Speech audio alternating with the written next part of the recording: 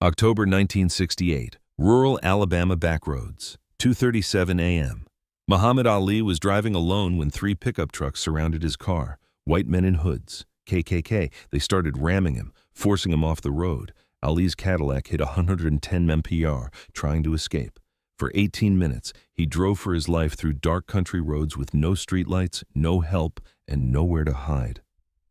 What happened when his car finally crashed would force Ali to fight in a way he never had before, not in a ring, but in the woods, in the dark, with men who wanted him dead. This isn't about boxing. This is about surviving the night when being Muhammad Ali made him a target instead of untouchable. But to understand how Ali ended up on those back roads, you need to know what was happening in 1968. October 1968. America was burning. Martin Luther King Jr. had been assassinated 6 months earlier. Race riots in dozens of cities. The country was at war with itself. Muhammad Ali was banned from boxing. His conviction for refusing the draft was under appeal. He made money doing speaking engagements at colleges, $1,000, $2,000 per speech. It was all he had. October 22, 1968, Ali spoke at Tuskegee University in Alabama, a historically black college. The students loved him. Standing ovation, chants of Ali, Ali, Ali, but outside the campus, Alabama was different. Deep South, KKK territory. Black people who got uppity disappeared. Muhammad Ali, the man who refused to serve America, who converted to Islam, who spoke about black pride, he was everything they hated. After the speech, around midnight, Ali started driving back to Birmingham, 2-hour drive. His team had left earlier. Ali wanted to stay late, sign autographs, talk to students, so he drove alone. Big mistake. His route took him through rural Alabama, small towns, dirt roads, places where the Confederacy never really ended. Around 2 a.m., Ali realized he'd taken a wrong turn. His map showed he was near Selma, the same Selma where civil rights marchers had been beaten on Bloody Sunday 3 years earlier. He was looking for Highway 80 when he saw headlights behind him. 3 pickup trucks, moving fast. At first, Ali didn't think anything of it, just trucks on the road, but then they sped up, got close, too close. One truck pulled alongside. Ali glanced over, saw the driver, white man, Confederate flag on the door, and in the back of the truck, men in white hoods, KKK. Ali's heart dropped. He pressed the gas. His Cadillac accelerated, but the trucks kept pace. What happened next turned a drive into a nightmare. The lead truck pulled ahead of Ali, then slowed down, trying to box him in. Another truck stayed on his left, the third behind him. Ali was trapped, 3 directions blocked, only the right side open, but that was a dirt road leading into darkness. The truck behind him accelerated, rammed his bumper, hard. Ali's car lurched forward. His head hit the headrest. They weren't trying to stop him. They were trying to run him off the road. Ali made a split-second decision. He yanked the wheel right onto the dirt road. His Cadillac fishtailed on the loose gravel but stayed upright. He floored the gas. The 3 trucks followed. Now they were on unmarked backroads. No streetlights, just Ali's headlights cutting through darkness. Trees on both sides. No houses, no help. His speedometer hit 80. The Cadillac wasn't built for dirt roads. It bounced violently over ruts and rocks. But stopping meant death. The trucks were built for this terrain. They gained on him. One pulled alongside again. A man leaned out the window. Ali saw the gun. A rifle. The shot was loud. The passenger window exploded. Glass everywhere. Ali ducked, one hand on the wheel, trying to keep the car straight while shards cut his face. Another shot. His rear window shattered. They weren't trying to scare him anymore. They were trying to kill him. Ali's mind raced. He was the greatest boxer alive. But that meant nothing here. No ring, no rules, just 3 trucks full of armed men hunting him through Alabama darkness. His car hit 95, then 100. The engine screamed. The headlights showed a sharp turn ahead. Ali braked too late. The car skidded, went sideways, but somehow stayed on the road. Behind him, one of the trucks wasn't as lucky. It tried to make the turn, flipped, rolled 3 times. Men thrown from the bed. It crashed into trees. 2 trucks left, but they were closer now, angrier. Ali's car was falling apart, and the worst was yet to come. Ali's Cadillac was dying. The right front tire was losing air, must have been hit by a bullet. The car pulled right. He had to constantly correct the wheel just to keep straight. Steam poured from under the hood, radiator hit, engine overheating, temperature gauge in the red. His speedometer dropped. 95, then 90, then 85. The car was losing power. The two trucks behind him were gaining. He could see their headlights getting brighter in his rear-view mirror. He'd been driving for 12 minutes. Felt like hours. His arms burned from gripping the wheel. His face bled from glass cuts. His heart hammered. He had two choices: keep driving until the car died, or try to find help. But there was no help out here. No towns, no lights, just endless darkness. Then he saw it.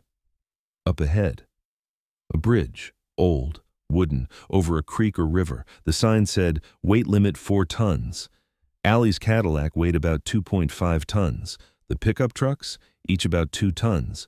But 3 trucks, an idea formed. Desperate, dangerous, but maybe his only chance. He accelerated toward the bridge, pushed the dying engine to 80. The car shuddered, threatened to quit, but kept going. Behind him, the 2 trucks accelerated too. They thought he was making a final run for it. Ali hit the bridge at 78 mph. The wooden planks thundered under his tires. The bridge shook but held. He made it across, kept going, watched his rearview mirror. The first truck hit the bridge at full speed. The second right behind it. The old wooden structure couldn't take it. The combined weight, the speed, the repeated impacts. The bridge collapsed. Both trucks plunged into the water below. 20-foot drop. The crash was enormous. Metal crunching, men screaming. Then silence. Ali kept driving, but his car was done. The engine was smoking badly. The tire was completely flat now. The car slowed to 60, then 50, then 40. A mile past the bridge, the engine died completely. The car rolled to a stop. Ali sat there in the dark, his car dead, his face bleeding. 3 trucks of KKK somewhere behind him. 1 crashed in the woods, 2 in the river. But were they dead or coming after him on foot? He couldn't stay here. He got out of the car, started running. Alone in the woods, Ali faced a terror he'd never known. Ali ran into the trees, off the road, into darkness. No flashlight, no weapon, just his fists and his speed. The Alabama woods at 3 a.m. were pitch black. He couldn't see 3 feet in front of him. He tripped over roots. Branches whipped his face, but he kept moving. Behind him in the distance, he heard voices, men shouting, angry voices. They'd survived, and they were looking for him. "Find him! He can't be far! Spread out! Check the woods!" Ali crouched behind a large tree, breathing hard, trying to stay quiet. His heart pounded so loud he was sure they could hear it. He saw flashlight beams cutting through the trees. 3, no, 4, maybe 5 men. They'd survived the crashes. Now they were hunting him on foot. "Muhammad Ali," one voice called out, mocking. "We know you're out here. Come on out and face us like a man." Ali stayed still, every muscle tense. He was used to facing opponents, but in a ring. With lights, with rules. This was different. This was primal, predator and prey. A flashlight beam swept past his tree. Close, too close. He pressed himself flat against the bark. Held his breath. The beam moved on. Missed him, but they were getting closer, spreading out, surrounding the area. He couldn't stay here. He waited until the nearest flashlight was pointed away. Then he moved. Quiet, low, deeper into the woods. His foot landed on a branch. It snapped, loud in the silence. "Over there! I heard something!" Flashlights converged on his position. Men running, crashing through brush. Ali ran, full sprint, blind in the darkness. He hit a low branch with his shoulder. Pain exploded. He kept running. Behind him, the men were gaining. They knew these woods. He didn't. He burst through a thicket and suddenly, nothing. Empty air. He was falling. He'd run off a small embankment. He hit the ground 8 feet below. Hard. The impact knocked the wind out of him.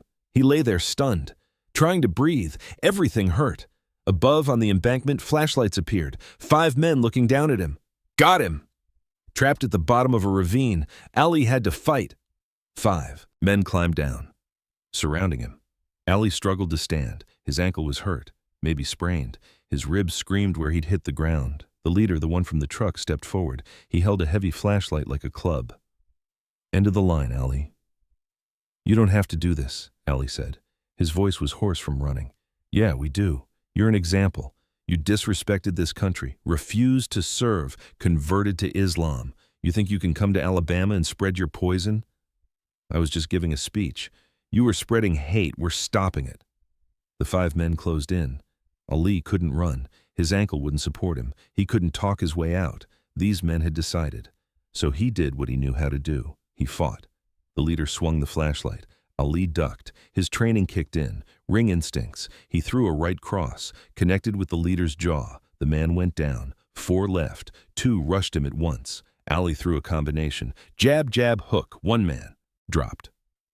But the other got through, tackled Ali. They went down together. 3 more men piled on. Ali was drowning in bodies, fists hitting him from all sides. He covered up, protected his head, like in the ring.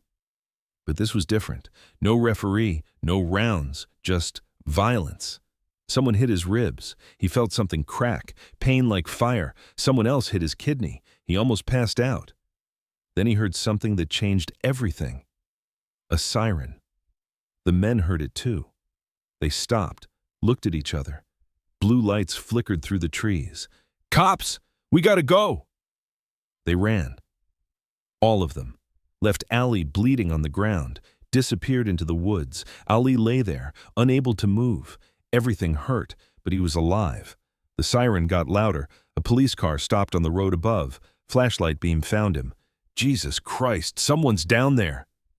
But when the police arrived, Ali's nightmare wasn't over. 2 sheriff's deputies climbed down. 1 was black, 1 white. They reached Ali. The black deputy recognized him immediately. "My God, that's Muhammad Ali." The white deputy looked skeptical. "Muhammad Ali? Out here? What the hell?" "Help me," Ali whispered. "KKK. They chased me, crashed my car, tried to kill me." The black deputy, his name tag said Johnson, checked Ali's injuries. "We need an ambulance. Possible broken ribs. Definitely concussion." The white deputy, Patterson, wasn't helping. He looked around suspiciously. "You say the KKK chased you? Where are they?" "They ran when you showed up." "Convenient." Johnson turned on Patterson. "What's wrong with you? This man is hurt. Or maybe this is something else. Maybe he crashed his car drunk and made up a story. Are you serious right now?" Patterson's face was hard. "We got a call about a car crash on County Road 7. Bridge collapsed. 2 trucks in the river, 1 truck in the woods, men injured. They said a black man in a Cadillac caused it, ran them off the road." Ali's blood went cold. They'd called the police first, set the narrative. "That's not what happened," Ali said. "They chased me, shot at me. I was running for my life." "That's your story. They say you were speeding, driving reckless, caused multiple crashes. That's vehicular assault." Johnson stepped between them. "Tom, stop. Look at him. He's got glass in his face from shot-out windows. You really think he's the aggressor?" "I think Muhammad Ali is a troublemaker. Always has been. And this is Alabama. We don't take kindly to troublemakers." Ali tried to stand, couldn't. The pain was too much. "You're going to arrest me? For being chased?" "I'm going to take you in. Let the judge sort it out." Johnson pulled Patterson aside. They argued in whispers. Ali couldn't hear everything but caught phrases. "This is wrong. We have procedures. He needs a hospital." Finally, Johnson came back. "We're calling an ambulance, taking you to county hospital. After you're treated, we'll talk." "Am I under arrest?" Johnson hesitated. "Not yet," Patterson added, "but don't leave town." What happened at the hospital would reveal the danger wasn't over. County Hospital. 4:30 a.m. Small facility, mostly white staff. They looked at Ali with suspicion and hostility. A doctor, older white man, Dr. Harris, examined him. 3 cracked ribs, sprained ankle, multiple contusions, lacerations from glass. You'll live. "Thanks," Ali said sarcastically. Dr. Harris wasn't friendly. "Deputy Patterson says you caused several crashes tonight, endangered lives." "That's not what happened." "So you say. But you've got a history of not respecting authority, don't you?" Ali didn't respond. What was the point? They put him in a room, posted Deputy Johnson outside as guard. Ali wasn't sure if Johnson was protecting him or making sure he didn't flee.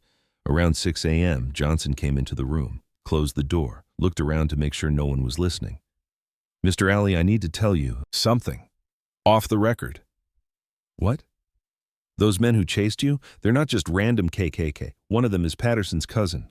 Another is the son of Judge Morrison, the judge who'd handle your case." Ali felt ice in his stomach. So I'm screwed. If you stay here? Yeah, they're already building a case, saying you were drunk, speeding, caused the crashes. You'll be charged with vehicular assault, maybe attempted murder, in Alabama, with an all-white jury. How do you think that ends? What are you saying? Johnson looked at him seriously. I'm saying you need to leave, tonight, before formal charges are filed. You're a cop.